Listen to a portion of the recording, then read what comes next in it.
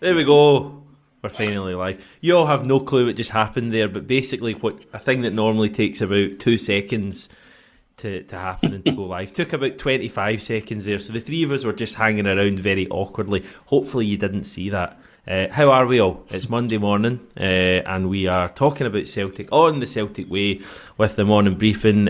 Tony and Ryan join me, Hamish, two guys who were at Easter Road yesterday. A fun day, Tony. Did you enjoy yourself? Yes, myself and Ryan had a good time. It's always good watching Celtic play well, especially the first half. We were saying yesterday on the briefing that the game was done and dusted after 20 minutes, and we were expecting the final scoreline to be a wee bit more, but sadly that was not the case. But we know Celtic badly need a striker, don't they? Can't shy away from that or run away from that, but they badly need a striker. You think? I do think, yeah. I think the manager thinks that too. There are some people that don't at the club by the looks of it, but hey, it is what it is. But we had a good day, didn't we, Ryan? Enjoyed it? Myself? Yeah, certainly did. Yeah, great start. Started to go on. Yeah, brilliant. Clean sheet, 2 goals, sort of 50, 55 minutes, I would say. Really, really good football. Foot off the gas. They got the job done. They weathered a wee bit of a storm, a kind of bit of a storm with Hibs in the second half. But yeah, they were never out of control of the game, and that would be so. Yeah, positive signs, some really positive individual performances as well. So no complaints here whatsoever about what transpired in the capital yesterday. Yeah, I mean, I enjoyed it. I thought we started with, the same kind of level of performance that we'd played the previous week against Kilmarnock, and we got that goal after a couple of minutes, and I think we all felt probably at that point that it was going to be a comfortable afternoon, because Hibs are already struggling for confidence, and I think getting an early goal, you just saw any sort of enthusiasm they had at the start of the game just drained out them very quickly. We get the second goal. I think I would have liked to seen a bit more in the second half, but I think we need to remember it's the second competitive game of the season. It's very early, and I was doing a bit of research earlier in our record at Easter Road. Prior to yesterday, 17 visits. Previous 17 visits before yesterday, 6 wins at Easter Road. So, I mean, more often than not, we go to Easter Road and don't win. We've dropped points against them at Easter Road every season that they've been in the Premiership in the past decade. So it's a tough place to go, but the attitude was great yesterday, I thought, and we had the game out of sight pretty early on, Tony. Yeah, I was very impressed by that opening hour, I guess we could say, 55 minutes an hour. And then, but it is still early in the season, but they were comfortable. I never ever felt that Hibs were going to come into it at all. They had that one off the bar near the end, which was I think it was Katowice scales. Thought each other was going to deal with it, and I think Schmeichel would have been absolutely raging had that gone in. But it could have made the last few minutes tricky, but it didn't. It didn't go in, and that apart, I just didn't see any threat from Hibs. If anything, I thought we were a wee bit, we missed a few chances to make the scoreline a wee bit more emphatic. Kyogo had a couple. Kuhn had one certainly in the second half where I thought he should have burst the net and he tried to side foot at home, stuff like that. But I'm okay with that, with it being 2-0 in the game kind of out of sight and there's no real danger. So, but it's when you need it most, these chances need to go in. Kyogo's doing everything except score. He's also hurting himself as well, and every Celtic supporter's taking palpitations every time he goes down. And it happened again yesterday when his shoulder popping. The manager said that at the end. So if that's not the biggest indicator that Celtic have to bring in a striker this week, I don't know what is. Because you end up with Mikey Johnson playing up front and then he goes off as well. So lots of people saying they need to bring in 2 strikers, but I'd settle for 1 at this minute. Oh, yeah. I think it's probably reached that point. I've sensed that yesterday. I think a lot of people had already reached the point of losing the will to live with the lack of signings, and especially the whole Adamida situation. I think yesterday, even for the most patient of people, probably like myself, was probably the last straw. It was a bit of a shambles. Mikey Johnson. Nothing against Mikey Johnson, but Mikey Johnson being your second choice striker in 2024 is obviously not a great look for the club. Adam Idah should be in by now, and if it's not going to be Adam Idah, you have to look elsewhere. I still think it will be. I actually think this week Adam Idah will come in, but like Kyogo's got a persistent injury issue that everyone knows about, and like he could quite conceivably have gone down yesterday and be missing for a period of time, and we don't have any other strikers, so it's not a great look for the club. They need to get this sorted out for me, but generally a positive day yesterday, Ryan. I think the team's playing well. 3 more points. We're top of the league as well. Aberdeen, I think, are the other team that have got full points so far this season. Is Ryan frozen again? He's struggling. He's either frozen or he's just thinking very carefully about what he's going to say. I'm going to go with the former. I'll throw that over to you. In fact, tell you what, Tony, Brendan Rodgers, after the game, interesting. People can watch this on our YouTube channel. Interesting post-match press conference. Yeah, he was in good form. I don't think he wanted any negativity, Hamish, to creep into it. But there's Ryan back, thankfully. But yeah, he was. Ryan thought he was a bit tetchy in the press. Just talking about Brendan Rodgers, Ryan, you thought he was a wee bit tetchy, didn't you? I'll let you have your say on that one. Yeah, I think he went through the players at full time. I've got a funny feeling that he wasn't happy with what he's seen for large parts of the second half. Apologies to anybody, by the way. My internet is to and froing this morning, going from my hotspot to my Wi-Fi. So I'm trying my hardest to stay in the stream. I've tried resetting the stream, so bear with me. Hopefully, I think it might have settled itself. Touch wood, but I just thought that, I don't know, it just seemed a tiny bit tetchy after it. And there was a couple of people in the comments that had the same opinion, so I'm glad it wasn't just me that thought that. I don't think he liked the Brendan team coach. I think he prefers if he's telling that story than maybe somebody else bringing it up again and again. But I think it's because it was said that it was a former coach that said it instead of a former player, and he was quick to correct the person that said that in particular. But I just think he's getting a bit annoyed with having to repeat himself over and over and over again, and that's down to the club because they've not brought anybody in, so that he can't talk about anything different. It's as is because nothing's changed. So there has to be things going on in the background. I just think yesterday you've seen enough. You've seen that 45, 55 minutes of just liquid football that was absolutely immense to watch. The quick play. You actually seen players, you seen some of the opposition yesterday looking physically scared when Celtic were going forward at them. The fullback that was trying to mark Nicholas Kuhn just could not get near him for 55, 60 minutes. He was giving him the runaround, and he was actually going out his way to bully him on that side of the pitch, which is what you want to see from Nicholas Kuhn. It's all about that confidence. If you can keep that going, then I think he'll be one hell of a player for Celtic. But just want to see some developments, a couple more sprinklings of quality into this team, and I think they'll have a really good team, not just for domestic duty, but European as well. They've got the players that can hurt other players, that can hurt opposition players. So I just want him to be backed, because what the manager's doing is clearly working. And Hibs had that one chance to hit the bar, but apart from that, they had absolutely nothing in the game. It was controlled dominance from Celtic for the majority of the game. I think that there's no doubt that, going back to Brendan Rodgers, that he was, if you want to use the word, tetchy to some questions. I also thought he was in really good form for other bits. His answer to the Steve Clarke, if you haven't seen it, one of the journalists asked if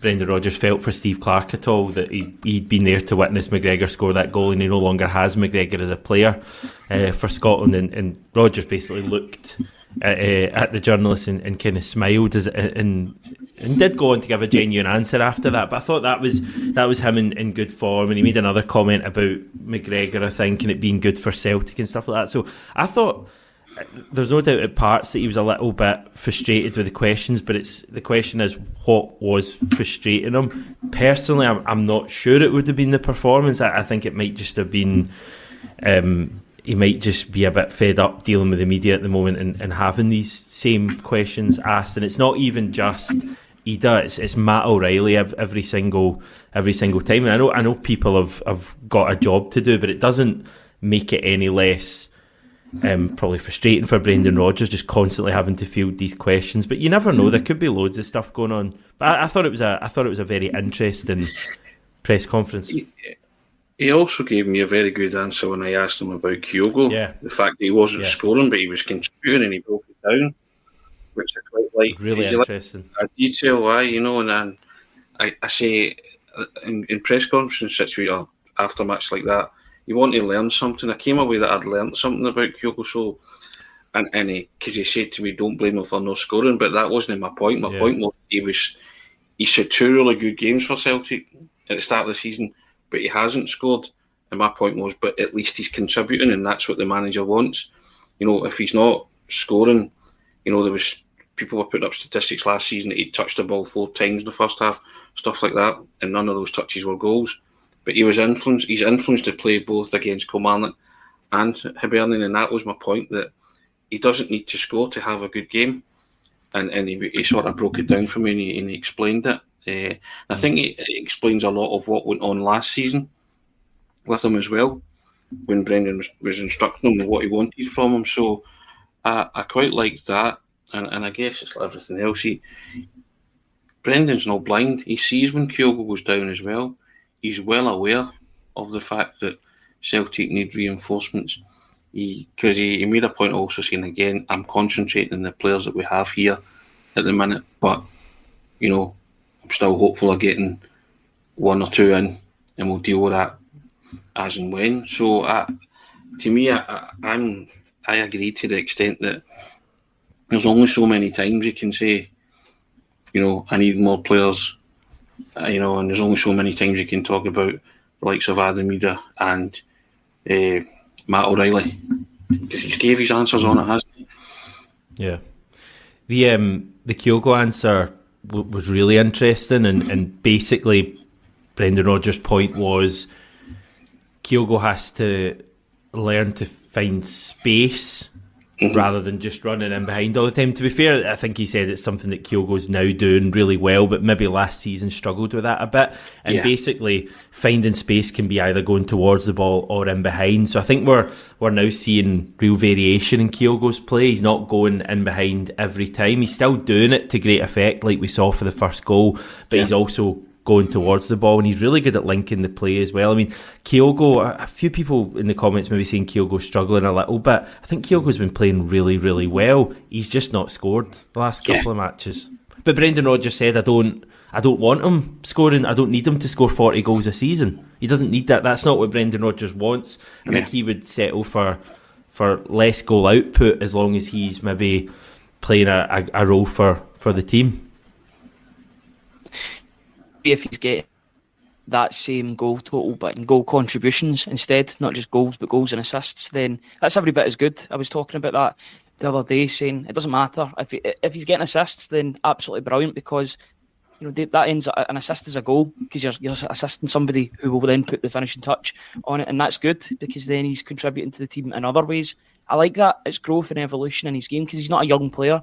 What is he, 29, 30, coming up on 30?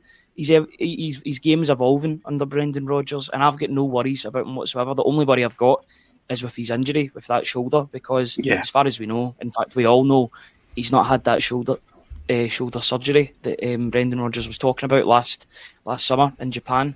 That hasn't happened, so it's a bit of a ticking time bomb, unfortunately, with that shoulder when he goes down with it, because it's always going to be there unless he gets corrective surgery.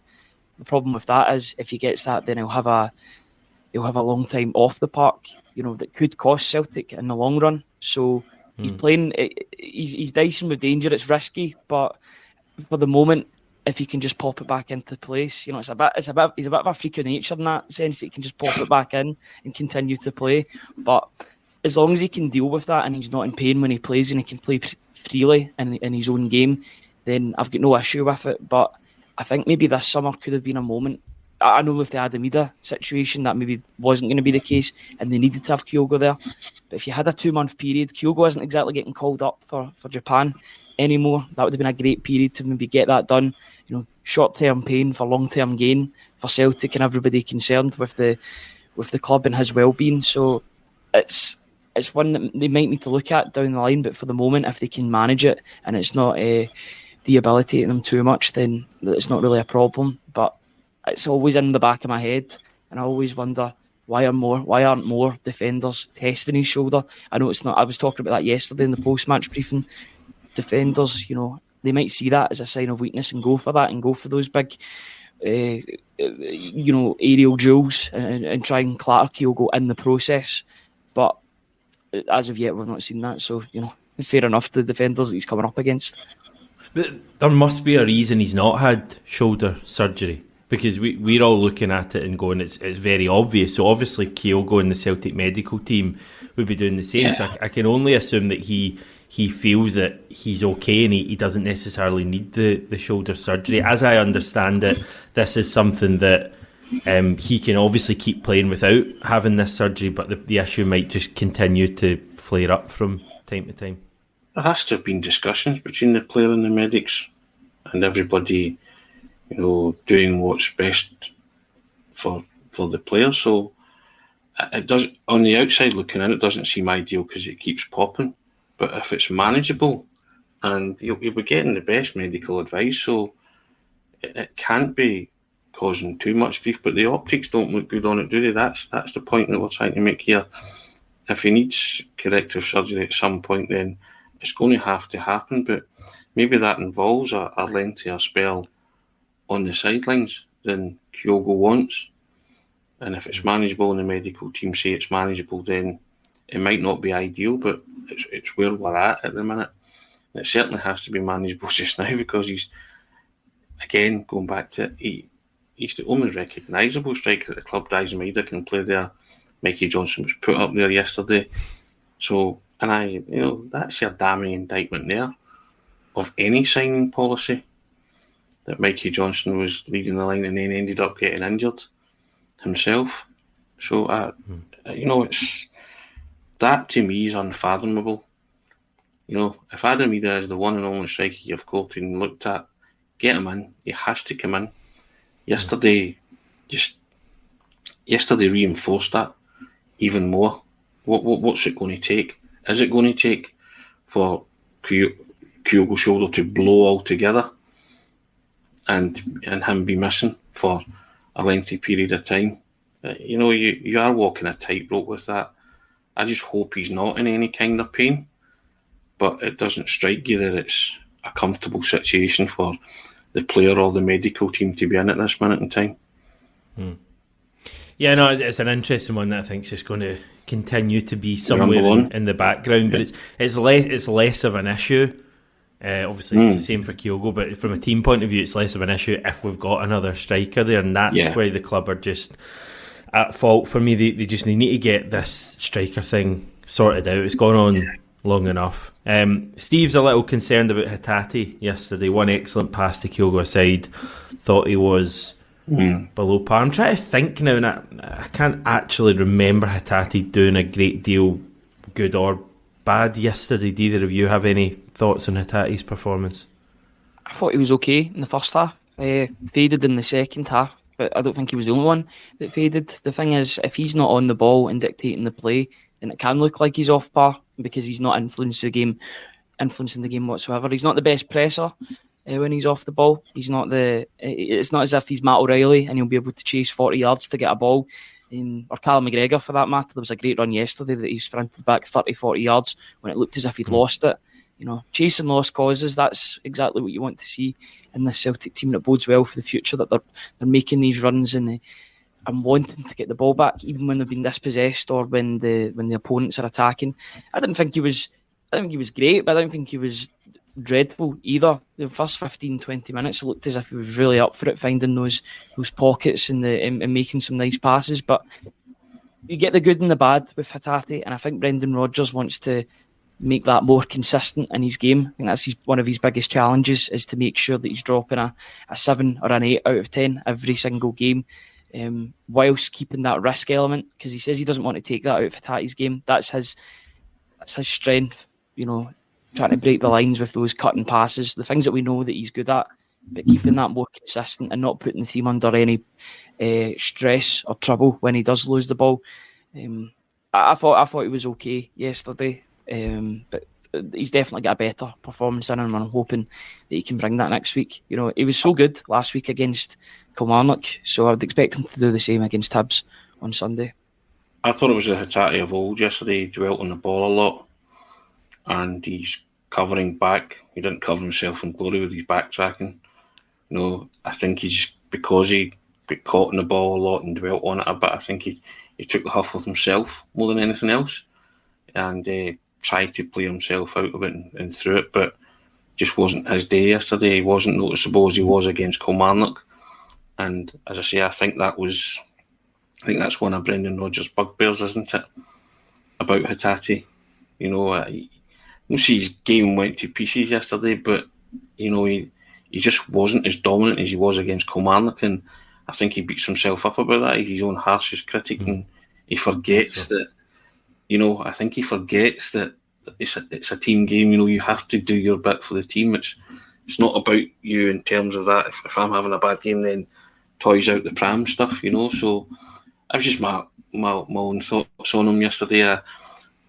One of the comments saying he's lazy. I wouldn't call him lazy, but I just think that defensive side of the game is something that he needs to get his head around a lot more, which the manager was talking about as well. And if he's caught on the ball, then he's not doing what the manager wants, and that's shunting it away quickly. And I felt yesterday that was a Hatate performance of old that Brendan Rodgers called him out on, that he was too wasteful, and he didn't get the ball away quicker, that short, sharp stuff that was so evident last weekend. So, I'm not going to go in too heavy on him. It was a poorish performance, considering Hatate's set his bar quite high. We'll let him off. The team still won. Thankfully, McGregor and O'Reilly were kind of still on song, weren't they, amongst a few others, so all good. Yeah, McGregor was great yesterday. Nicholas Kuhn was really lively. Should have had more than one goal. Yeah. The positions he got into, and he just seemed to there was one run in the first half, you guys will remember, where he just kept running past players and just couldn't quite get a shot away. And I just feel for Kuhn when he gets that kind of, that edge where he's just able to back himself to get that shot away rather than feeling he has to overrun the ball. I think he's going to be such a good player because he's lightning quick. That one in the second half as well, I think it came from a corner and the ball was played into him. And he kind of let the ball run across him and then cut back on the guy and completely skinned him. And I'm like, this guy has so much potential. I think of all the players we have at the moment, Nicholas Kuhn is the one I'm really excited to see how he develops this season, because he looks lightning, but I think there's much more to come from him as well, Ryan. Yeah, definitely judged him too quickly. I think when you don't realise all the things that are going on about the player, especially, but a lot of people weren't privy to the information that he'd lost 9 kilos due to having dental surgery. So that's a big, and I always bring that up and defend that, because I was harsh on him at the beginning, but Celtic paid money for him. They paid a good fee for the player, and automatically, being at Celtic, you probably expect results to happen straight away. It's a big team. It's a big move for him, even though he's played for the B teams of Ajax, Bayern Munich, Leipzig, etc. It's different playing for the B team there and playing for the first team at Celtic, and you're expected to win every game. You're expected to put in a good performance every single game without fail.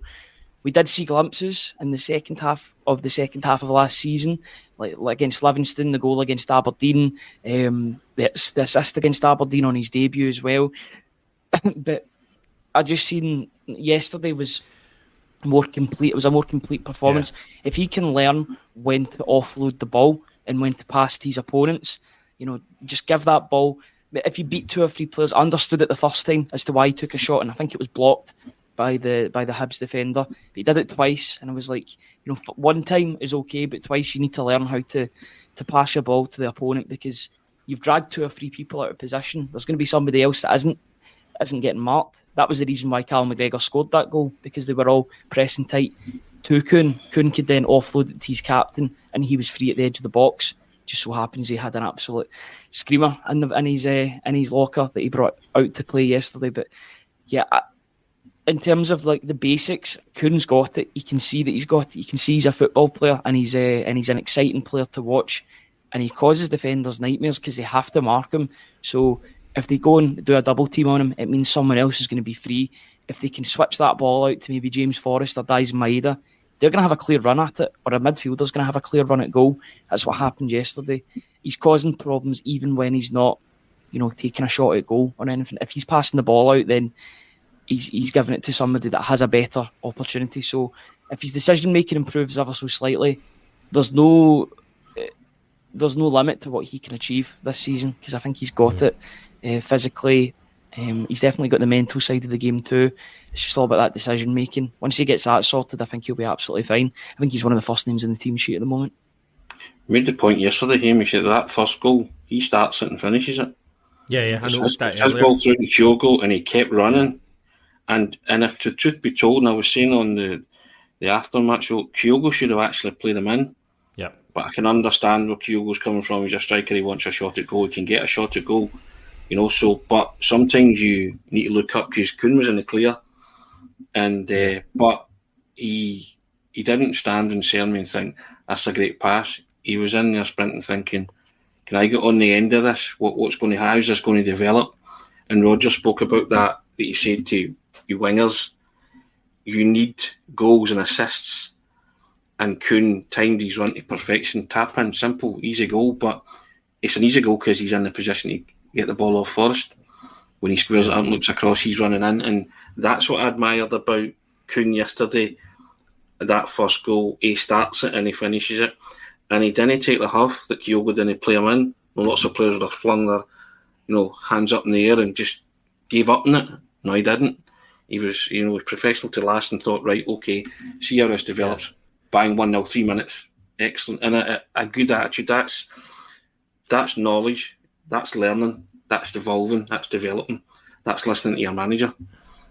It's funny because when you watch that first goal back, for a split second when Kyogo doesn't pass him, you can see he's a little bit frustrated for a split second, and then it's almost as if just he clicks right in and realises, right, I'm on again. And I don't mind that, because you want him to be unhappy he's not got the ball, but as long as it's not, as you say, it's not influencing his next move. And by the way, James Forrest does really well as well, and I'm going to make it my weekly, if not daily thing, to make sure James Forrest gets the credit he deserves, because again, for that first goal yesterday, he's the one who's alert. Everyone's talking about Kuhn, but he's the one who's onto it, and it's not a simple pass. That there's a Hibs defender right there, he has to play it quickly, and it's on a plate for Kuhn. I thought it was great. The second goal though was fabulous from Callum McGregor. Did you guys have a feeling when he's striding onto it that it was in the back of the net? Because Ryan did. I didn't. I was too busy. Tony missed it in live action. But I knew the moment he hit that, just the way Callum McGregor's got that up his sleeve. The moment he hit it, I knew it was in, because it's one of those ones that he hits it so perfectly. I'm looking forward to doing the stats bomb report, because I'm so sure that will have been like a low expected goal. But it would have skyrocketed by the way and the quality of which he took the shot. It was so true the way he hit it, and the goalkeeper had absolutely no chance of getting it. He jumped for it, to be fair. He did jump for it, maybe for the cameras. But he wasn't getting near it. 2 goalkeepers wouldn't have gotten near that. Sometimes Cal McGregor just forces the issue. It's the captain's thing. He just forces it, and the team's better for it. Remember against Aberdeen in particular, he forced the issue right after the World Cup. It's like Celtic are really struggling to get a goal here. I'm going to have to take this myself, and he did, and he got that great goal late on. But that one that he scored yesterday was 3 or 4 times better. It's just so, there was an audible gasp when he hit it, because people knew, the Hibs are in trouble here with how sweet and true the shot was. So yeah, it was a brilliant goal to witness in person. It just hit the corner. You knew once it left his boot that it was only going one place, and he fairly enjoyed it as well, right in front of his former international manager and his assistant manager as well. So it's like this is what you're going to miss, Scotland. I've heard a lot of discourse over Cal McGregor over the past couple of days. A lot of people may be hurting with the fact of how many trophies that he's won for Celtic. All he's done, his Celtic career, is win trophies. It's what he's used to.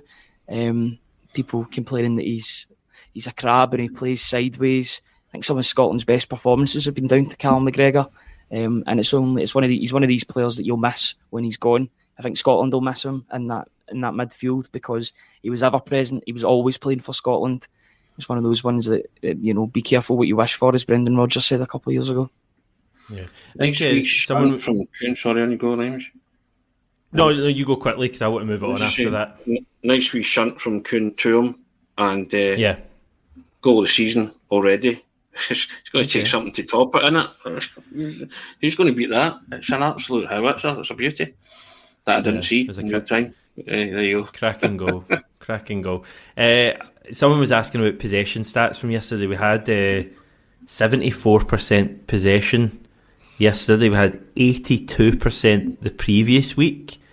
I don't know how that stacks up to last season, but it certainly tells you we're in control of matches. So that's really positive. And I just wanted to bring up a comment, McLaughlin just talking about the chance Kyogo had in the second half, the one where Greg Taylor played it through to him and he put it into the side net, and then they had the camera angle behind the net that showed it, and I had this exact thought about it being the same, and I'm sure it was Greg Taylor that played it to him for the one against Hibs in the cup final as well. From memory, there was a lot of smoke in the way.